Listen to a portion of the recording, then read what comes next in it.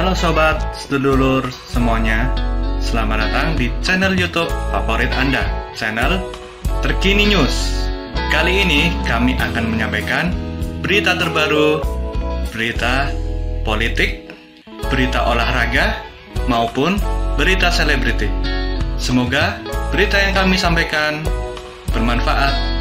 Jangan lupa ya guys, like, share, dan subscribe-nya agar tidak ketinggalan berita terbaru dari kami. Terima kasih. Salam NKRI, salam sejahtera. Babak baru pengakuan Ismail Bolong, Kabareskrim buka suara, sindir Ferdy Sambo dan Hendra Kurniawan. Tribunnews.com pengakuan Ismail Bolong soal dugaan setoran tambang ilegal ke sejumlah petinggi Polri memasuki babak baru. Kabareskrim Polri, Komjen Agus Andrianto, salah satu perwira Polri yang pernah disebut menerima aliran uang, akhirnya buka suara. Selain itu, Mabes Polri juga buka soal kabar penangkapan Ismail Bolong. Dihimpun Tribunnews.com, Jumat, 25 November 2022, berikut babak baru pengakuan Ismail Bolong soal setoran tambang ilegal. 1. Kabareskrim buka suara. Setelah sempat bungkam, Kabareskrim Komjen Agus Andrianto akhirnya buka suara soal tuduhan dirinya menerima aliran uang dari tambang ilegal. Tuduhan itu bermula dari pengakuan Ismail Bolong dalam video yang viral. Selain itu, Komjen Agus Andrianto juga semakin tersudut dengan beredarnya dokumen penyelidikan Propam yang membenarkan adanya aliran dana ke Kabareskrim. Dokumen yang beredar itu kemudian dibenarkan oleh mantan Kadif Propam Ferdy Sambo dan mantan Karopaminal Div Propam, Hendra Kurniawan. Terkait tuduhan yang dialamatkan kepadanya, Komjen Agus Andrianto justru menyerang balik Ferdy Sambo dan Hendra Kurniawan. Ia menyindir keduanya yang menutup-nutupi kasus pembunuhan Brigadir Nofriansyah Yosua Huta Barat. Saya ini penegak hukum, ada istilah bukti permulaan yang cukup dan bukti yang cukup, maklumlah kasus almarhum Brigadir Yosua aja mereka tutup-tutupi, kata Agus dalam keterangannya, Jumat, 25 November 2022. Terkait berita acara pemeriksaan, BAP, Komjen Agus menyebut BAP bisa direkayasa dan dibuat dalam tekanan. Ia memberi contoh BAP dalam kasus Brigadir J dan kasus narkoba mantan Kapolda Sumatera Barat, Irjen Teddy Minahasa. Lihat saja BAP awal seluruh tersangka pembunuhan almarhum Brigadir Yosua dan teranyar kasus yang menjerat IJPTM yang belakangan mencabut BAP juga, jelas Agus. Lebih jauh, Komjen Agus Andrianto menyinggung soal kasus pembunuhan Brigadir J yang ia tangani dan akhirnya menyeret Ferdy Sambo dan kawan-kawan ke persidangan. Menurut Agus, penanganan kasus pembunuhan Brigadir J telah sesuai dengan atensi Presiden Jokowi kepada Kapolri Listio Sigit Prabowo untuk mengusut tuntas kasus tersebut. Saya mempertanggungjawabkan seluruh pekerjaan saya kepada Allah Subhanahu wa Ta'ala, arahan Bapak Presiden kepada Kapolri dan tuntutan masyarakat yang sedemikian cerdas, jelasnya. Di sisi lain, Agus juga menyampaikan pihaknya juga menyinggung kondisi pandemi yang nyaris melumpuhkan perekonomian dan mengakibatkan berbagai permasalahan. Saat pandemi kebijakan penegakan hukum adalah ultimum remedium, tahun 2020 itu pertumbuhan 0,5%, tahun 2021 tumbuh 3,5%, jelas Agus. Selanjutnya, Agus menuturkan bahwa pihaknya juga fokus pada penanganan COVID-19 dan percepatan pemulihan ekonomi nasional. Tambang rakyat dengan istilah koridor diberi kesempatan sesuai dengan arahan pimpinan agar masyarakat masih bisa memperoleh pendapatan, di samping mengawal program pemulihan ekonomi nasional dan investasi. Yang tidak boleh adalah di dalam areal hutan lindung dan di areal UP orang lain, ujar Komjen Agus. Di sisi lain, Agus juga menyampaikan nasihat dari gurunya yang selalu diingatnya sampai saat sekarang ini. Dia mengharapkan, orang yang kerap menyerangnya belakangan ini diberikan kesadaran.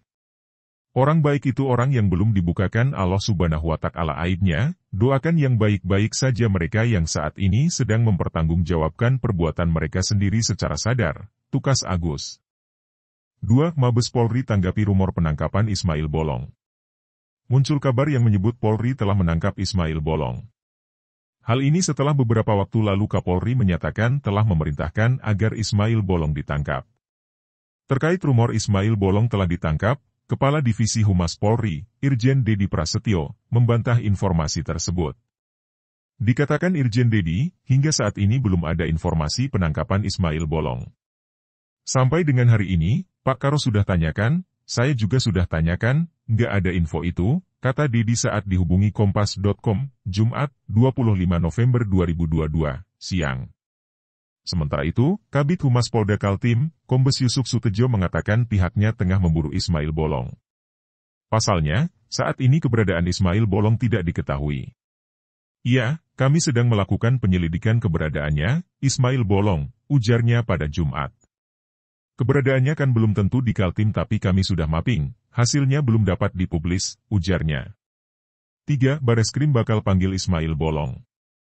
Bareskrim Polri berencana untuk memanggil Ismail Bolong buntut dari pengakuannya soal tambang ilegal di Kalimantan Timur. Direktur Tindak Pidana Tertentu Bareskrim Polri, Brigjen Pipit Rismanto menyatakan pihaknya telah melakukan upaya pemanggilan terhadap Ismail Bolong. Kita melakukan pemanggilan dulu ya, kata Pipit kepada wartawan, Jumat, 25 November 2022. Namun begitu, Pipit masih enggan merinci perihal rencana pemeriksaan terhadap Ismail Bolong.